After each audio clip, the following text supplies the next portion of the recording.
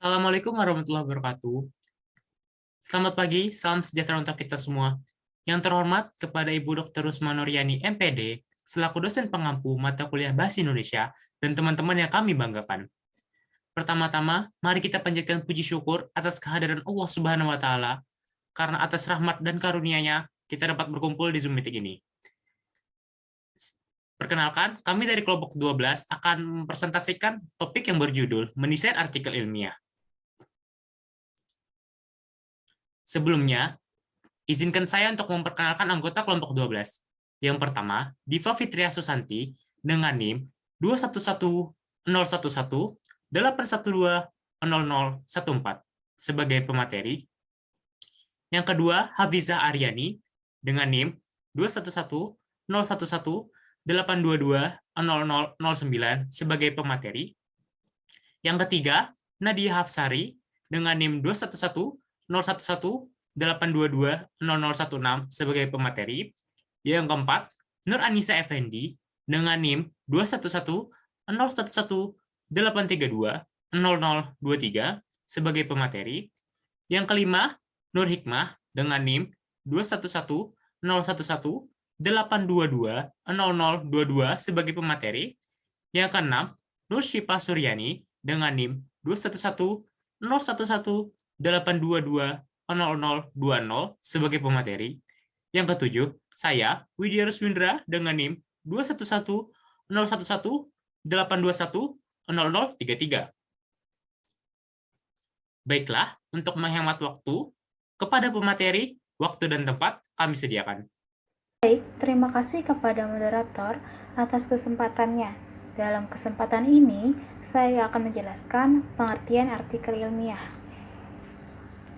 Artikel ilmiah adalah karya ilmu pengetahuan yang menyajikan fakta umum dan ditulis menurut metodologi penulisan yang baik dan benar.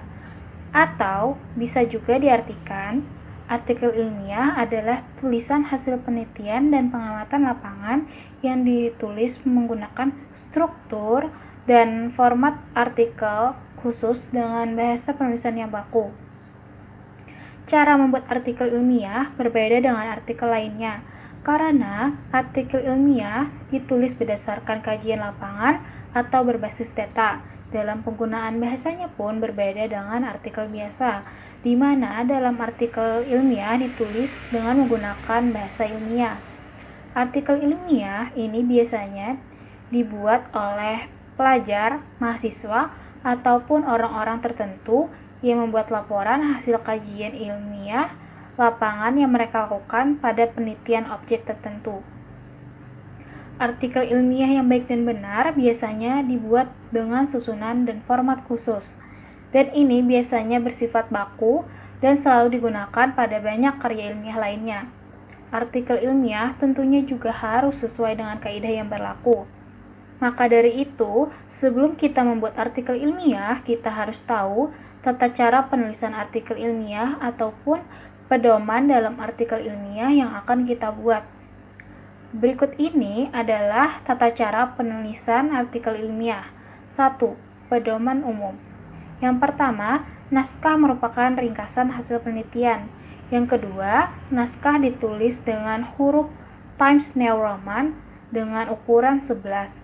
Panjang naskah sekitar 8-15 halaman dan diketik dengan 1 spasi. Setting halaman adalah 2 kolom dengan equal width kolom dan jarak antara kolomnya 5 mm. Sedangkan judul, identitas penulis, dan abstrak ditulis dalam 1 kolom. Biasanya ukuran kertas adalah A4. Tapi pedoman umum ini bisa berubah-ubah sesuai dengan ketentuan yang berlaku ketika Anda menulis karya artikel ilmiah ini. Sekian dari saya, terima kasih. Baiklah, yang selanjutnya adalah sistematika penulisan. Ada 3 bagian. Pertama, bagian pendahuluan atau pelengkap awal. Berisi yang pertama judul, yang kedua nama penulis, dan yang ketiga abstraksi. Judul artikel ilmiah menggambarkan isi keseluruhan artikel. Judul harus mudah dipahami dan hendaknya tidak terlalu panjang. Judul dapat dirangkai dari kata kunci yang diambil dari artikel. Yang kedua, nama penulis. Nama penulis dicantumkan tanpa gelar akademik dan ditempatkan di bawah judul artikel. Jika penulis terdiri dari 4 orang atau lebih, nama penulis utama dituliskan di bawah judul, sedangkan nama penulis lainnya dicantumkan pada catatan kaki pada halaman awal. Yang ketiga, abstraksi.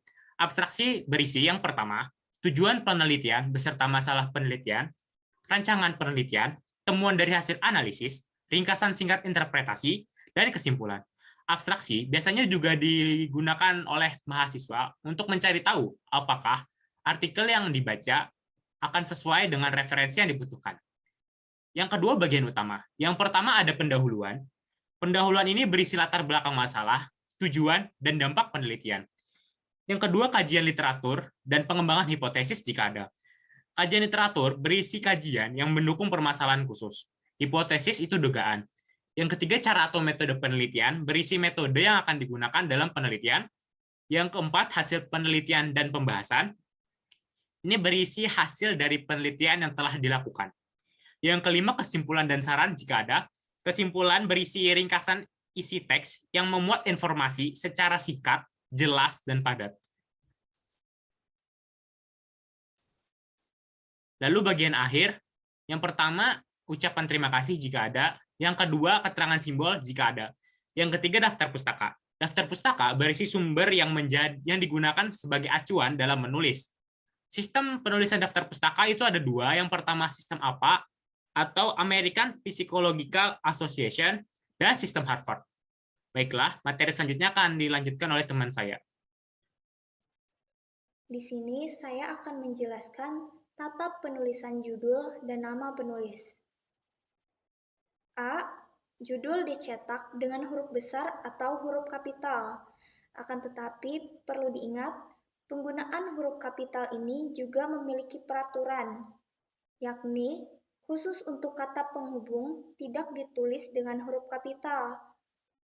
Contoh kata penghubung ialah dan, ke, pada, dalam, atau, dan lain-lain. Judul dicetak tebal atau bold dengan jenis huruf Times New Roman font 12, spasi tunggal dengan jumlah kata maksimum 15. B. Nama penulis ditulis di bawah judul tanpa gelar, tidak boleh disingkat, diawali dengan huruf kapital, tanpa diawali dengan kata oleh, penulis kedua, ketiga, dan seterusnya. C. Nama perguruan tinggi dan alamat surel atau email semua penulis ditulis di bawah nama penulis dengan huruf Times New Roman font 10. Baik, sekian penjelasan saya. Baik, saya akan menjelaskan materi mengenai tata penulisan pada abstrak. Sebelumnya, kita harus mengetahui apa sih abstrak tersebut. Abstrak adalah ringkasan isi dari suatu karya tulis ilmiah yang berfungsi sebagai alat bantu seorang pembaca agar bisa mengerti inti dari tujuan seorang penulis.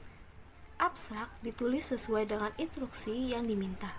Misalnya, abstrak ditulis mengacu pada ketentuan jumlah karakter, paragraf, jarak spasi, dan masih banyak aturan lainnya. Umumnya, aturan yang dimunculkan tiap masing-masing instansi memiliki standar yang berbeda-beda. Berikut tata penulisan abstrak secara umum. 1. Abstrak ditulis dalam bahasa Inggris dan bahasa Indonesia yang berisi tentang inti permasalahan atau latar belakang penelitian, cara penelitian atau pemecahan masalah, dan hasil yang diperoleh dari penelitian. Dalam penulisan abstrak, bahasa yang digunakan adalah bahasa induk dan bahasa global. Dalam hal ini, bahasa induk adalah bahasa Indonesia dan bahasa global adalah bahasa Inggris. 2. Kata abstrak dicetak tebal. 3. Jumlah kata dalam abstrak tidak lebih dari 250 kata dengan satu spasi. Spasi penulisan antar baris dalam cara membuat abstrak adalah spasi 1. Hal ini bertujuan untuk memadatkan abstrak yang dibuat serta dapat mencakup abstrak bahasa Indonesia dan abstrak bahasa Inggris dalam satu halaman. 4. Jenis huruf pada abstrak adalah Times New Roman dengan font 11 atau disesuaikan dengan ketetapan yang diberlakukan. Disajikan dengan rata kiri dan rata kanan, disajikan dalam satu paragraf, dan ditulis tanpa menjorok pada awal kalimat. 5. Abstrak dilengkapi dengan kata kunci atau keyword yang terdiri dari 3-5 kata yang dipisahkan dengan tanda koma yang menjadi inti dari uraian abstraksi tersebut. Selanjutnya, ada tips mengenai cara menulis abstrak. Yang pertama, tulis abstrak di sesi terakhir karya ilmiah, yaitu kerjakan dulu seluruh artikel secara tuntas. Selama penyelesaian naskah, cukup fokus dengan konten artikel. Ketika artikel sudah tuntas, selesai dari awal hingga akhir, maka selanjutnya fokus pada pembuatan abstrak. Dengan kata lain, abstrak ditulis dan dibuat setelah seluruh artikel sudah selesai. Kesalahan yang sering ditemui banyakkan menulis abstrak di awal, sedangkan isi artikel itu sendiri belum ditulis. Kedua, tulislah berdasarkan kebutuhan sosial masyarakat. Hal yang perlu menjadi perhatian saat menulis abstrak adalah melihat segmentasi. Jika abstrak masih diperuntukkan untuk akademisi, maka bahasa dan ulasannya pun disesuaikan dan menggunakan bahasa akademisi. Sebaliknya, jika diperuntukkan untuk masyarakat umum, maka penggunaan bahasa pun harus yang lebih ringan, sederhana, dan lebih mudah dipahami untuk orang awam sekaligus. Hindari menggunakan istilah yang sulit, karena masyarakat luar belum tentu memahami istilah-istilah sulit tersebut. Ketiga, kuasai macam-macam abstrak. Abstrak memiliki beberapa jenis, yaitu ada abstrak deskriptif, abstrak informatif, dan abstrak kritis. Sekian penjelasan dari saya. Baiklah, di sini saya akan menjelaskan tentang aturan umum dalam penulisan naskah. Di sini kami akan memaparkan 5 aturan umum dalam penulisan naskah. Yang pertama adalah setiap subjudul ditulis dengan huruf Times New Roman, font 11, dan dicetak tebal. Jadi setiap judul yang ditulis dalam sebuah naskah itu harus dengan tipe Times New Roman dan dicetak tebal dengan font 11. Yang kedua adalah alinea baru ditulis menjorok dengan indeks first line 0,75 cm, antar alinea tidak diberi spasi. Jadi maksudnya di sini ketika kita menulis alinea baru, tulisan kalimat pertama tentu saja tidak sama dengan barisan yang di bawahnya, yaitu menjorok ke dalam dengan indeks first line 0,75 cm, dan di antar alinea sebelumnya dan sesudahnya tidak diberi spasi. Yang ketiga adalah kata asing ditulis dengan huruf miring. Jadi ketika kita ingin menulis kata-kata asing yang memiliki makna tersendiri dan mungkin sulit dipahami oleh orang lain, itu bisa kita tulis dengan huruf miring. Yang keempat, semua bilangan ditulis dengan angka, kecuali pada awal kalimat, dan bilangan bulat yang kurang dari 10 harus dieja. Jadi semua bilangan yang ditulis dengan angka seperti 1999, misalnya dilakukan sebuah penelitian pada tahun 1996, seperti itu, karena itu ada bilangan bulat yang lebih dari 10, dan pada awal kalimat itu harus ditulisnya harus dieja, bukan dengan angka seperti pertama, kedua, ketiga, dan seterusnya. Dan bilangan bulat yang kurang dari 10 harus dieja juga, seperti misalnya di sini kami memberikan 2 pengertian. Nah, 2 tersebut kita harus tulis dengan dieja, bukan dengan angka. Yang kelima adalah tabel dan gambar harus diberi keterangan yang jelas dan diberi nomor urut. Pasti saja dalam penulisan naskah kita akan memberikan sebuah tabel dan gambar untuk menjelaskan apa yang kita bahas, untuk menambahkan supaya orang akan paham. Nah, ini biasanya di bawahnya tersebut diberi keterangan seperti gambar titik satu ilustrasi orang masyarakat sedang bermusyawarah seperti itu untuk memperjelas apa yang ingin disampaikan dan untuk memudah orang dalam memahami apa yang kita tulis dalam sebuah naskah tersebut. Mungkin itu saja. Baik, selanjutnya di sini ada beberapa ciri ragam bahasa ilmiah, yaitu antara lain, pertama, jelas struktur kalimat dan maknanya. Yang kedua, singkat, berisi analisis dan pembuktian, serta menyajikan konsep secara lengkap. Nah, yang ketiga, cermat dalam memilih istilah atau kata, ejaan, bentuk kata, kalimat, paragraf, dan penalarannya. Nah, yang keempat, mereproduksi konsep atau temuan yang sudah ada dan mengembangkannya dengan temuan baru atau konsep yang belum pernah ada. Nah, yang kelima, objektif, dapat diukur kebenarannya secara terbuka oleh umum, menghindarkan bentuk persona dan ungkapan subjektif.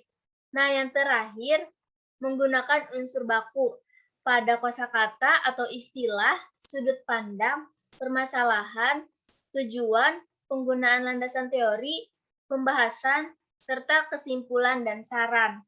Mungkin itu saja. Terima kasih. Baiklah, di sini saya akan menjelaskan tentang cara membuat artikel ilmiah yang baik. Di sini kami memberikan 11 tips untuk membuat artikel ilmiah yang baik. Yang pertama ialah tentukan tema dan judul artikel. Jadi, ketika kita ingin membuat artikel ilmiah, kita harus menentukan dulu sebelumnya tema dan judul artikel apa yang akan kita lakukan penelitian sebelumnya.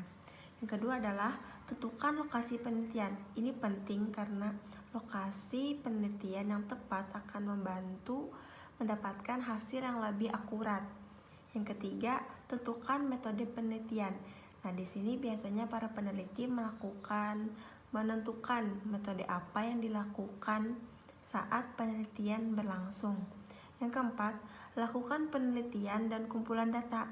Nah, ini adalah proses penelitian yang dilakukan oleh peneliti untuk mendapatkan data-data yang ingin dicari saat penelitian. Yang kelima adalah buat sampul karya ilmiah. Di sini kita memasuki proses pembuatan artikel ilmiah yang mana hasil dari penelitian sebelumnya. Yang keenam adalah buat abstrak artikel ilmiah. Biasanya abstrak di sini adalah ringkasan dari isi artikel ilmiah tersebut sehingga memudahi para pembacanya dalam memahami materi yang disampaikan dengan cepat. Yang ketujuh adalah buat pendahuluan. Nah, pendahuluan di sini biasanya seperti rumusan masalah, tujuan, dan sebagainya. Yang kedelapan yaitu adalah bahas isi dari artikel ilmiah. Di sini para peneliti memaparkan apa saja yang mereka peroleh saat melakukan penelitian sampai ke hasilnya.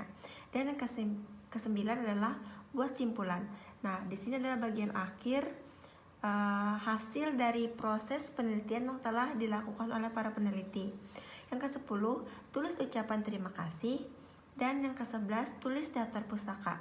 Daftar pustaka di sini biasanya berisi tentang referensi-referensi yang mereka gunakan atau mereka peroleh dari mana saja, info yang membantu mereka dalam saat melakukan penelitian. Mungkin itu saja dari saya. Terima kasih. Baik, selanjutnya ada contoh template artikel ilmiah. Pada bagian pertama ada bagian judul yang disebutkan oleh teman saya sebelumnya bahwa ada pedoman umum untuk pembuatan artikel ilmiah. Salah satunya pada bagian judul ini menggunakan huruf Times New Roman dengan ukuran 12 per cetak tebal dan maksimum 12 kata. Selanjutnya ada nama penulis. Nama penulis ini biasanya juga menggunakan huruf Times New Roman, tetapi ukurannya berbeda dengan ukuran judul. bercetak tebal juga, dan nama penulis biasanya tidak boleh disingkat. Selanjutnya ada bagian abstrak. Pada bagian abstrak ini menggunakan bahasa Inggris maupun bahasa Indonesia, atau bisa juga kedua-duanya. Dan tidak boleh lebih dari 200 kata. Biasanya hanya boleh berkisar antara 80 sampai 100 kata dalam satu alinea, tanpa referensi, tanpa singkatan atau akronim, dan tanpa footnote.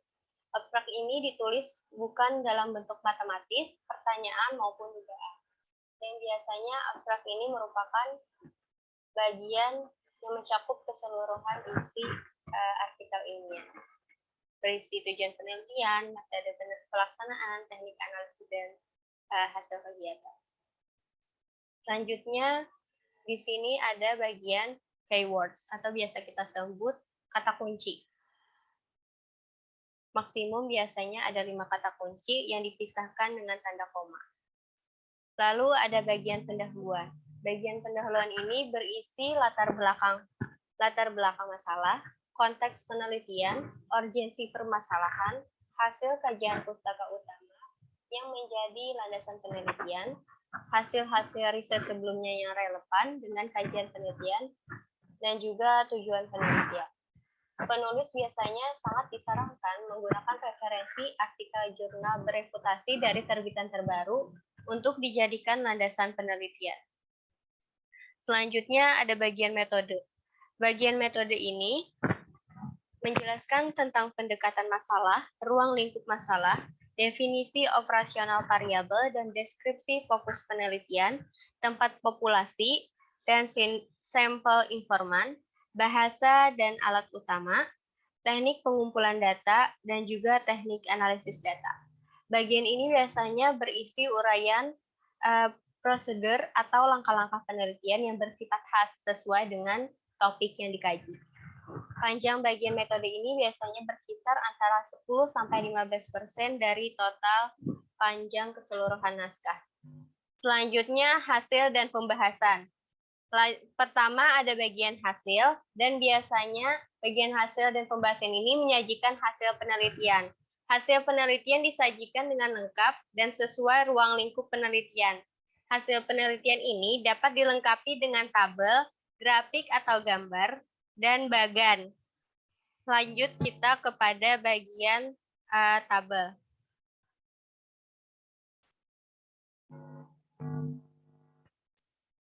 Di sini ada bagian tabel yang sudah disebutkan sebelumnya. Pada bagian tabel ini biasanya dituliskan dengan huruf kapital yang diawali pada awal kata saja. Seperti pada bagian yang lain, tidak diberikan nomor, huruf, atau bolet. Dan juga bahasa asing, bahasa daerah, maupun istilah-istilah yang tidak baku biasanya dicetak dengan huruf miring. Untuk subjudul biasanya tidak di bold. Lalu kita ke bagian pembahasan. Pembahasan ini menjadi aspek terpenting dari keseluruhan bagian penelitian yang selayaknya diberikan ruang paling besar. Pembahasan ini berisi pemaknaan hasil penelitian yang telah diuraikan sebelum-sebelumnya. Pembahasan ini harus menunjukkan kebaruan dan temuan signifikan dari penelitian yang dilakukan. Pembahasan ini dilakukan biasanya dengan menafsirkan temuan-temuan penelitian, mengintegrasikan temuan dalam struktur ilmu pengetahuan, menangkap temuan-temuan baru atau teori baru, serta memodifikasi teori yang sudah ada, dan penjelasan implikasi temuan secara teori dan praktis. Panjang paparan hasil penelitian dan pembahasan ini biasanya berkisar antara 50-60% total dari keseluruhan panjang artikel. Jika pada bagian pembahasan ini menyertakan gambar, biasanya gambar itu diberikan nomor sesuai dengan urutan penyajian. Misalnya pada sini hanya menggunakan gambar yang pertama, jadi kita menggunakan keterangan gambar 1. Lalu keterangannya ilustrasi karya Ahmad Yasin pada harian Kompas Minggu 8 Maret 2020 dan biasanya diletakkan di posisi tengah. Selanjutnya ada bagian simpulan dan saran. Simpulan berisi rangkuman Simpulan berisi rangkuman singkat atas hasil penelitian dan pembahasan. Simpulan adalah temuan penelitian yang berupa jawaban atas pertanyaan penelitian atau tujuan penelitian. Simpulan dan saran ini biasanya dipaparkan dalam bentuk paragraf antara 5-10% total keseluruhan panjang naskah. Yang terakhir ada daftar pustaka. Daftar pustaka ini memuat sumber-sumber yang dirujuk dan biasanya minimal 80% itu berupa pustaka terbitan 5 tahun terakhir. Daftar rujukan biasanya ditulis dengan American Physiological Association atau yang kita sebut APA, 5th edition. Semua sumber yang tercantum dalam daftar pustaka harus ada dalam naskah artikel, entah pada bagian pembahasan atau pada tujuan penelitian.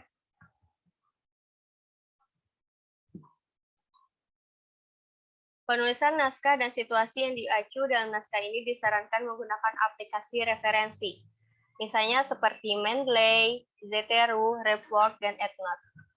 Mungkin itu saja yang dapat saya sampaikan. Untuk selanjutnya, saya kembalikan kepada moderator. Terima kasih. Baiklah, kita masuk ke kesimpulan. Seperti yang sudah kita ketahui menurut Broto Wijoyo 2002, artikel ilmiah adalah bagian dari karya ilmiah. Artikel ilmiah adalah karya ilmu pengetahuan yang menyajikan fakta umum dan ditulis menurut metodologi penelitian yang baik dan benar. Seorang peneliti mempublikasikan karyanya agar dibaca oleh masyarakat secara umum dalam bentuk suatu karya atau laporan. Karya tersebut adalah artikel ilmiah. Artikel ilmiah ini sangat penting bagi para peneliti, dosen, dan mahasiswa untuk mengunggah karya mereka, baik secara nasional atau internasional. Pembuatan artikel ilmiah harus memperhatikan penulisan, langkah-langkah, dan pembuatan artikel agar terhindar dari banyak kesalahan dan revisi.